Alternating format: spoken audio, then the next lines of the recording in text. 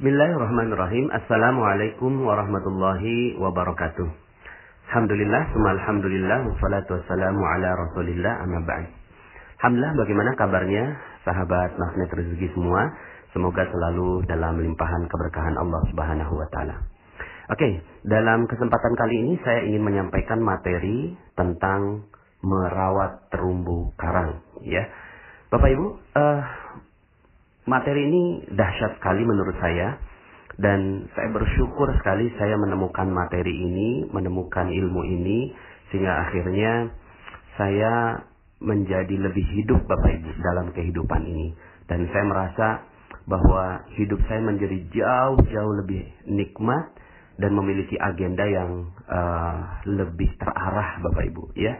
Jadi materi ini penting sekali menurut saya dan sangat-sangat dasar sekali yang harus menjadi action plan bagi teman-teman semua para member Rahasia Magnet Rezeki. Oke, Bapak Ibu, judulnya ya, sekali lagi saya ulangi, judulnya adalah merawat terumbu karang. Oke Bapak Ibu, sebelum saya jelaskan terumbu karangnya, saya mau tanya ya, begini. Rezeki Allah itu selalu dititip Bapak Ibu. Allah itu nggak mungkin kasihin rezeki ya dengan zatnya sendiri, tidak mungkin ya. Pasti Allah titipkan rezeki ya. Dalam materi Paradox of Candy saya sampaikan bahwa rezeki itu dibawa oleh malaikat Mikail dari langit. Rezeki dibawa, lalu kemudian malaikat Mikail memberikannya kepada kita. Tapi memberikannya kepada kita, kalau kemarin analoginya bungkus permen ya Bapak Ibu ya, di Paradox of Candy. Nah tapi bungkusnya ini seperti apa ya? Kemarin kita bahas bahwa bungkus itu sesuatu yang kita nggak suka dan seterusnya. Nah cuma Bapak Ibu, faktanya bahwa rezeki Allah dititip ya. Rezeki Allah dari malaikat Mikail lalu dititip. Nah, dititipnya di mana inilah yang penting bagi kita, ya. Kenapa? Karena kalau kita nggak tahu dititipnya di mana, maka kita nggak tahu bagaimana cara ngambilnya, Bapak Ibu, ya. Contoh gini, Bapak Ibu, Allah kasih rezeki untuk jerapah itu di pucuk-pucuk pohon, ya. Di pucuk pohon yang paling tinggi, disitulah Allah titip rezeki untuk jerapah. Untuk monyet Bapak Ibu, untuk monyet, Allah titip rezekinya di pohon pisang. Ya, itu Allah titip rezekinya di sana. Atau juga kacang-kacangan dan seterusnya. Itulah Allah titip rezeki. Tapi secara umumnya, ya, di pohon pisang. Allah titip rezeki untuk ikan yang ada di laut, di mana? Di terumbu karang, ya. Makanya ini materinya saya kasih judul merawat terumbu karang. Maka hewan-hewan ini cerdas Bapak Ibu. Mereka memiliki insting yang Allah Subhanahu wa taala berikan pada mereka. Kalau Anda tanya, Anda bisa berbicara seperti Nabi Sulaiman gitu ya. Kalau tanya kepada jerapah, "Hei jerapah, di mana rezeki kamu dititip?" Pasti dia bisa jawab. Di mana? Di pucuk pohon. Kalau tanya kepada monyet, "Hei monyet, rezeki kamu di mana?" Di pohon pisang, begitu, ya.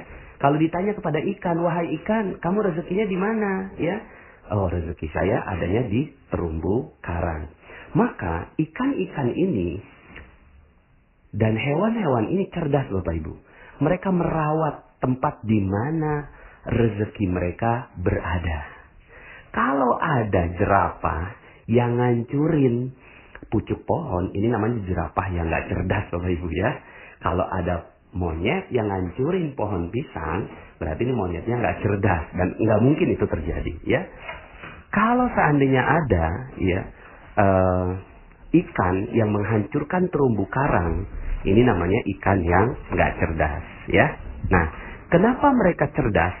Karena mereka semua mengerti di mana letak rezeki mereka. Di mana Allah titipkan rezeki untuk mereka. Nah, sekarang unik Bapak Ibu ya. Saya mau tanya pada Bapak Ibu ya. Saya mau tanya sama Bapak Ibu. Bapak Ibu, rezeki Bapak Ibu dititip di mana? Ada yang bisa jawab? Ya. Rezeki ibu dan bapak dititipnya di mana? Kan Allah titip rezeki. Nah, sekarang saya mau tanya nih, rezeki bapak ibu dititip di mana? Uniknya bapak ibu, sebagian besar yang saya tanya tentang pertanyaan ini, banyak yang nggak bisa jawab loh bapak ibu. Ketika saya tanya, di mana dititip rezekinya bapak ibu? Mereka akan bilang, oh ya di muka bumi. Ya di mananya? Pas di mananya bingung. Terlalu luas bumi ini. Karena nggak fokus, akhirnya rezeki nggak datang bapak ibu. Karena nggak kenal di mana dititip rezekinya, gitu ya. Kemudian ada yang bilang, oh rezeki dititip di mana-mana. Iya makin nggak jelas lagi gitu ya. Rezeki dititip di proyek gitu ya. Iya kalau akhirnya dia kejarnya proyek aja. Padahal ya bukan di situ tempatnya. Makanya orang-orang yang ngejar proyek, ngejar yang lain-lain, akhirnya yang terjadi adalah mereka tidak mendapatkan rezekinya. Kenapa? Karena bukan di situ rezeki itu, ya. Ayo Bapak Ibu, di mana, ya?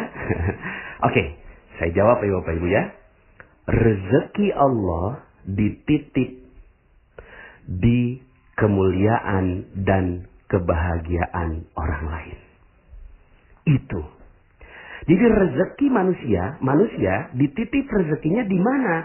Manusia dititip rezekinya di kemuliaan dan kebahagiaan orang lain. Gitu Bapak Ibu, ya. Saya jelaskan. Contoh ya Bapak Ibu ya. Kenapa kok Facebook, ya, itu dia bisa dapetin Mark Zuckerberg ya. Dia kok bisa dapatkan rezeki berlimpah. Wajar. Kenapa? Karena dia membahagiakan 1 miliar penggunanya. Ya. Walaupun dia tidak memuliakan. Yang dia lakukan hanya membahagiakan. Padahal rezeki itu pada kemuliaan dan kebahagiaan orang lain. Ya. Kemudian Google juga membahagiakan orang lain. Memberikan data. Bill Gates, dia membahagiakan orang lain dengan produk Microsoft-nya dan seterusnya. Maka wajar mereka mendapatkan rezeki-rezeki yang berlimpah dari Allah Subhanahu wa taala, ya. Maka udah, yang perlu kita lakukan adalah bagaimana kita membahagiakan orang lain, gitu. Pertanyaan saya, berapa banyak orang yang Anda bahagiakan? Berapa banyak orang yang Anda bahagiakan? Ya, di situ letaknya rezeki. Jelas kalau seandainya kita bahagiakan orang, orang pasti akan ingat kita. Ya, misalnya nih Bapak Ibu, ya kita punya produk. Kita punya produk datang ke orang lain, lalu kemudian kita perkenalkan produk itu. Tapi ya kitanya ini, hatinya kita ingin mengambil uang orang itu. Lalu kemudian tak ada sedikit pun perasaan bagi kita untuk membahagiakan dia. Kira-kira apa yang terjadi? Dia nggak mau beli Bapak Ibu. Mungkin produknya luar biasa, mungkin produknya hebat, mungkin produknya solutif. Tapi yang nawarin itu loh, jutek banget, judes banget. Kok saya merasa rendah di depannya dia. Enak aja gue keluarin duit buat dia. Begitu Bapak Ibu. Maka yang dibeli oleh orang itu bukan produk. Sekali lagi, yang dibeli oleh orang lain bukan produk. Tapi orang akan membeli sesuatu dari kita ketika Anda membahagiakan orang lain. Ketika dia udah merasa bahagia, kok enak banget ya. Saya kok enak ya ngelihat wajahnya dia, senyumnya dia. Kok dia tulus gitu ya untuk memberikan kebahagiaan buat saya. Maka produk nomor 2 Bapak Ibu. Yang pertama adalah kebahagiaan dia. Dan akhirnya yang terjadi adalah ya, jangankan produknya Bapak Ibu. Mungkin setelah itu ditambah. Mungkin Bapak Ibu pernah ya, kalau yang laki-laki ya, kalau saya karena laki-laki nyukur gitu ya. Terus kemudian kok rasanya enak banget si tukang cukurnya ini nyukur gitu ya. Kayaknya saya kasih lebih tuh ya. Saya udah gak peduli lagi dengan harganya, saya kasih lebih.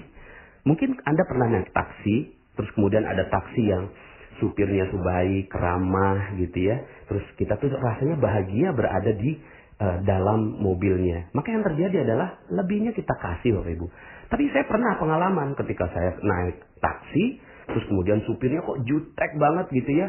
Kok kayaknya, waduh saya nggak nyaman sekali sampai akhirnya, maaf Pak, saya harus turun gitu kan. Saya harus turun sekarang begitu ya. Saking saya nggak nyamannya berada di mobilnya dia karena pelayanan dia yang kurang ramah.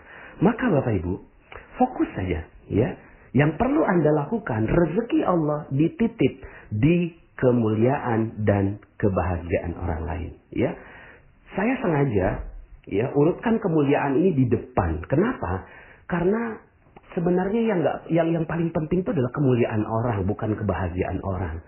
Tapi kemuliaan itu tidak bisa didapatkan kalau orang lain tidak bahagia. Maka ya sudah gitu ya. Ini udah jadi kayak soulmate gitu ya. Kebahagiaan dan kemuliaan. Yang sayangnya ya beberapa di antara para orang kaya yang dilakukan membahagiakan tapi kurang memuliakan gitu ya. Nah, kalau ini digabungkan memuliakan dan membahagiakan orang, wih, Masya Allah Bapak Ibu, rezeki Anda akan mengalir dengan deras pada Anda.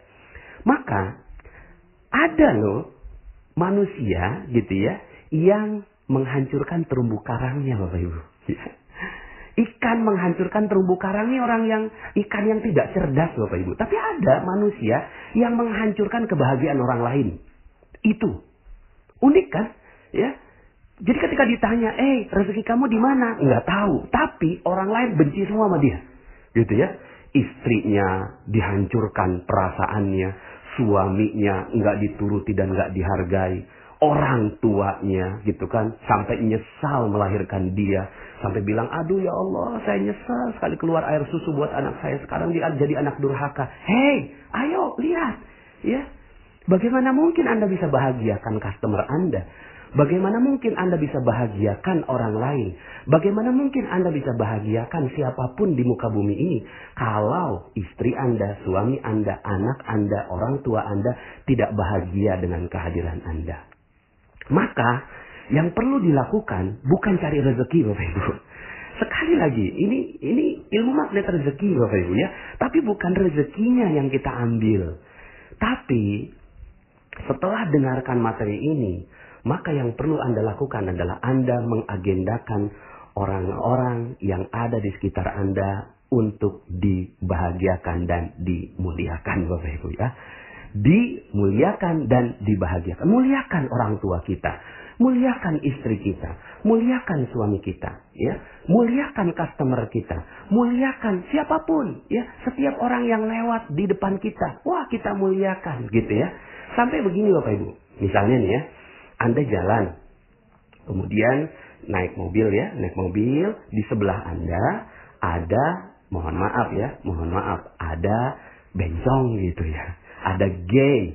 Ada orang yang bermaksiat gitu ya Bapak Ibu ya. Terus kemudian apa yang ada dalam pikiran Anda? Yang ada dalam pikiran sebagian di antara kita ngomongnya gini. Ih, bencong. Ih, neraka. Ih, jijik. Bapak Ibu, sebenarnya apa yang terjadi? Yang terjadi adalah Anda sedang menghancurkan terumbu karang Anda. Anda sedang menghancurkan rezeki Anda. Kok bisa? Ya iya. Ya, Anda nggak muliakan dia. Loh bagaimana memuliakan? Oh dia bencong. Dia gay. Bagaimana bisa dimuliakan? Bapak Ibu, udahlah nggak mampir, nggak negor, nggak ngorder gitu ya. Nggak nyalamin, malah nyumpahin di pikiran. Neraka, jijik, dan seterusnya. Gitu ya. Maka yang harus dilakukan gimana? Ya kalau seandainya Anda nggak datangi dia, doakan dia. Gimana cara mendoakannya? Langsung naik gitu ya.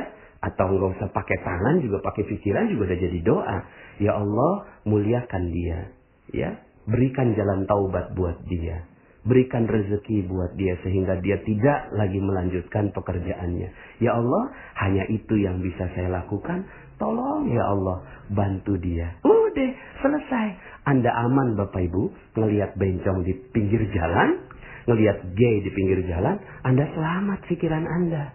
Selama ini Bapak Ibu, Anda ngelihat orang yang Anda nggak suka, lalu kemudian dalam pikiran Anda menjudge, Anda menghakimi, Anda merusak terumbu karang Anda. Anda merusak rezeki Anda. Itu yang terjadi. Ya, maka Bapak Ibu, kalau seandainya Anda sekarang ini seret rezekinya, Anda sekarang sedang berat, hutang nggak lunas-lunas, amanah nggak lunas-lunas, piutang kok nggak datang-datang begitu ya.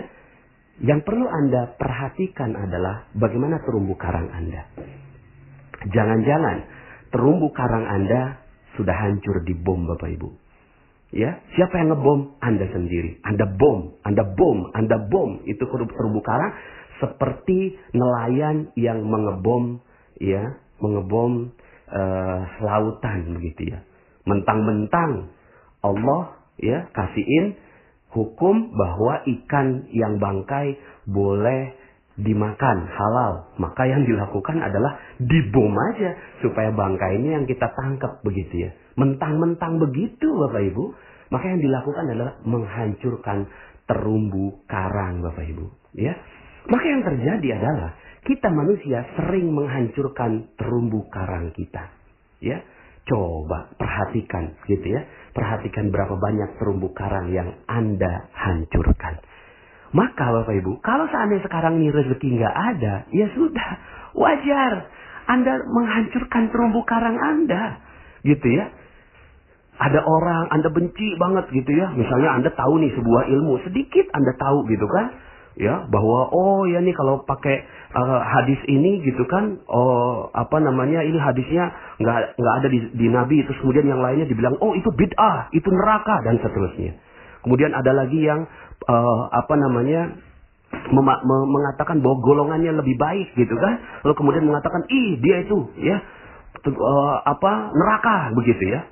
Masya Allah, Anda lagi ngebom itu Bapak Ibu. Anda lagi ngebom rezeki Anda itu hancur. Anda mau masuk surga, tapi Anda menghancurkan terumbu karang Anda, gitu ya. Anda menghancurkan, ya. Dalam Al-Quran disebutkan, A'udzubillahi minasyaitonirrajim, ya ayyuhallazina amanu la yaskhar qaumun min qaumin asa ayyakunu khairan minhum, wala nisa'un min nisa'in asa ayyakunna khairan minhun. Hai orang-orang yang beriman, janganlah seorang lelaki itu menganggap dirinya lebih baik daripada orang lain. Nah, lebih baik daripada orang lain saja, menjudge orang lain saja, itu nggak boleh Bapak Ibu. Apalagi menjudge gitu ya, di dalam pikiran kita tuh orang nggak bagus Bapak Ibu ya. Begitu juga wanita dan juga perempuan gitu ya. Nah, Bapak Ibu, bagi perempuan-perempuan yang suka gosip, sebenarnya yang suka gosip bukan cuma perempuan ya, laki-laki gitu ya. Laki-laki tuh suka gosip juga. Gosip politik, gosip ngomongin pemimpin, gosip ngomongin bisnis, ya proyek, saling sikat-sikut, itu gosipnya lelaki. Gosipnya perempuan apa? Gosipnya perempuan ngomongin orang, ngomongin tetangga, di tukang sayur dia ngomongin keburukannya orang lain beli kulkas 2 pintu diomongin, orang lain beli mobil baru diomongin gitu kan, orang lain pakai jilbab miring diomongin, orang lain pakai gendut lalu kemudian pakai baju kayak lepet diomongin gitu ya. Apa yang sedang Anda lakukan? Yang sedang Anda lakukan adalah mengebom rezeki Anda. Hancur rezeki Anda di situ. Jadi kalau seandainya Anda sekarang ini berintrospeksi, ya Allah, kenapa ya rezeki saya seret? Ya Allah, kenapa ya rezeki saya kok segini-gini aja? Hei, coba lihat, udah berapa banyak orang yang Anda hancurkan? Sudah berapa banyak rezeki yang Anda hancurkan? Bagaimana mungkin Anda berpikir seperti Mark Zuckerberg yang berpikir bagaimana orang lain bisa bermanfaat gitu? Bagaimana Anda bisa berpikir seperti Google yang dia berpikir apalagi yang harus saya berikan buat dunia supaya mereka itu bisa mendapatkan data yang lebih baik begitu. Ya, Bapak Ibu, contoh, Anda ngelihat koruptor di televisi. Nih, coba Anda ngelihat koruptor di televisi ya. Pas ada koruptor ditangkap di televisi, terus kemudian Anda katakan begini, mampus, mati aja, biar dicincang-cincang. Dasar, ya, rasain lu, dan seterusnya. Bapak Ibu, ya, dahsyat itu Bapak Ibu. Apa yang sedang Anda lakukan? Yang sedang Anda lakukan adalah menghancurkan terumbu karang Anda. menghancurkan rezeki Anda sendiri. Yang Anda lakukan itu adalah menjudge orang yang ada di di televisi. Koruptor yang ada di televisi. Lah kan tapi itu kan koruptor Pak Nas. Itu kan dia berbuat jahat.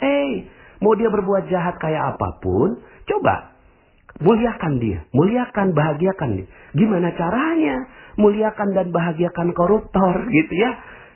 Koruptor mah harusnya dihancurkan, bukan dimuliakan. Enggak, Bapak Ibu. Koruptor juga harus dimuliakan. Gimana dimuliakannya? Gini Bapak Ibu. Coba Anda ngomongnya gini. Wow, keren. Kok keren Pak Nas? Ya iyalah keren. Ngomongnya gini. Subhanallah ya. Dia dikasih kesempatan taubat oleh Allah Subhanahu wa ta'ala. Dia ditangkap oleh polisi tentunya atas izin Allah juga. Dan mudah-mudahan dia bisa memanfaatkan kesempatan ditangkapnya ini oleh polisi untuk menjadi jalan taubat untuk dia. Karena kalau orang sudah bertaubat, rezekinya akan diberikan. Ya Allah, mudah-mudahan dia bisa mendapatkan rezeki berlimpah oleh Allah Subhanahu wa ta'ala. Wih, dahsyat Bapak Ibu. Kalau seandainya Anda mampu melakukan itu terhadap koruptor aja, Anda muliakan dan bahagiakan Bapak Ibu. Contoh misalnya ibu-ibu lagi ngomongin orang di pasar atau di tukang sayur. Kemudian ketika ada yang ngomong, oh si A tuh begini-begini. Oh iya, mudah-mudahan dia dimuliakan dan dibahagiakan Allah. Gitu Bapak Ibu. Terus kemudian, lo sok suci gitu. Enggak, saya mah enggak sok suci. Saya mah mau merawat rezeki saya. Rezeki saya supaya barokah, rezeki saya supaya berlimpah. Saya selama ini sadar rezeki saya enggak banyak, maka mungkin karena saya sering gosipin orang, gitu Bapak Ibu. Ya, sehingga akhirnya si ibu itu ngomong, oh iya gitu ya? Iya, ikut deh telegramnya Pak Nas, gitu Bapak Ibu ya. Sehingga akhirnya yang Anda lakukan adalah orang yang gosip sekalipun, Anda nggak judge Bapak Ibu. Kamu kok senang gosip? Nggak tahu neraka? Nggak tahu ayatnya? Ayuhibbu ahadukum ayakula lahma akhihi maitan fakaritumu. Tuh, dalil tuh. Makan dalilnya. Itu yang kita bilang, kamu nggak suka ya memakan daging bangkai saudara sendiri? Itu dalil, itu Al-Qur'an. Masa kamu nggak percaya sama Al-Qur'an? Masa kamu melawan Al-Qur'an? Neraka kamu. Aduh, bukan begitu Bapak Ibu. Bukan sama sekali. Tapi ajak saudara-saudara kita untuk mulia dan bahagia. Anda bisa bayangkan Bapak Ibu, ya, kalau seandainya seluruh Indonesia saling memuliakan dan membahagiakan saudaranya satu sama lain. Aduh, udah deh, nggak usah ngomongin Indonesia dulu deh. Ngomongin kita aja dulu deh. Anda mau rezeki berlimpah? Anda mau rezeki yang banyak? Ya, yuk sama-sama kita muliakan dan bahagiakan orang lain. Kita rawat terumbu karang kita. Jadilah ikan yang cerdas Bapak Ibu. Ikan yang cerdas. Yang merawat terumbu karang. Jangan jadi seperti nelayan yang tidak cerdas. Yang udah tahu rezekinya di laut malah dihancurkan. Ini udah Masya Allah gitu ya. Jadi Bapak Ibu, di mana Allah titip rezeki? Di mana Allah titipkan rezeki untuk manusia? Di kemuliaan dan kebahagiaan orang lain. Mulai dari sekarang, lihat orang sekitar Anda. Lihat orang-orang di sekitar Anda. Mungkin sekarang ini Anda sedang mendengarkan dengan suami Anda. Tatap matanya, tatap wajahnya. Katakan, aku mencintaimu karena Allah. Begitu Bapak Ibu. Mungkin Anda di sekitar Anda ada suami Anda ucapkan. Mungkin di sekitar Anda sekarang ada anak Anda, ada anak-anak Anda. Langsung datangi mereka. Ya Allah, ya mudah-mudahan engkau mulia dan bahagia. Peluk dia, sayangi dia. Apapun kesalahannya. Mungkin Anda lupa, ya. Baru aja lebaran begitu ya. Baru maaf-maafan, tahu-tahu tiba-tiba sudah memberikan kesakitan buat ibu Anda. Coba datangi ibu Anda. Karena di situ adalah terumbu karang yang paling besar Bapak Ibu. Terumbu karang yang paling mulia. Terumbu karang rezeki yang paling dahsyat. Itu ada di ibu dan ayah Anda. Begitu Bapak Ibu. Lalu setelah itu Anda terbiasa. Melihat orang Anda muliakan. Melihat orang Anda muliakan. Dengar testimoni yang ada di Telegram ini Anda bacakan. Anda muliakan, bahagia. Bukan begini. Ya, Pak Nas, kok itu yang testimoni-testimoni kok lebay-lebay banget gitu ya. Kok isinya nih cuma testimoni-testimoni aja. Jangan. Doakan ya Allah. Ya, Muliakan dan bahagiakan semua orang-orang yang ada di channel Telegram ini. Gitu Bapak Ibu. Nah kalau udah itu yang terjadi Bapak Ibu akhirnya wajahnya juga jadi jauh lebih mudah tersenyum. Gitu. Jadi jauh lebih mudah tersenyum. Ada aura, energi yang keluar dari diri Anda. Sehingga akhirnya ketika Anda jalan ke toko Anda, buka toko Anda dengan senyum, ada konsumen datang. Lalu kemudian, ya Allah, bagaimana saya memuliakan dan bahagiakan dia. Begitu Bapak Ibu. Udahlah, nggak usah. Rezeki mah itu nomor 2. Muliakan dan bahagiakan. Sehingga akhirnya yang terjadi Bapak Ibu, dia tuh akan bilang setelah pulang gitu ya. Ya Allah, itu toko enak banget ya. Nggak tahu ya, ada aura apa ya. Kok saya pengen banget gitu ya. Seandainya ada yang tawarin yang jauh lebih murah, saya nggak mau. Saya maunya beli di dia aja. Karena ya di tempatnya itu barangnya jauh lebih berkualitas dan saya dapat senyuman lagi. Begitu Bapak Ibu. Jadi Bapak Ibu, ya muliakan semua orang. Semua orang. Semua orang. Gitu ya. Semua orang. Agendakan. Sehari ini, ketika mulai pagi hari, maka agenda Anda bukan untuk mencari rezeki Bapak Ibu. Untuk cari uang, untuk bekerja bukan.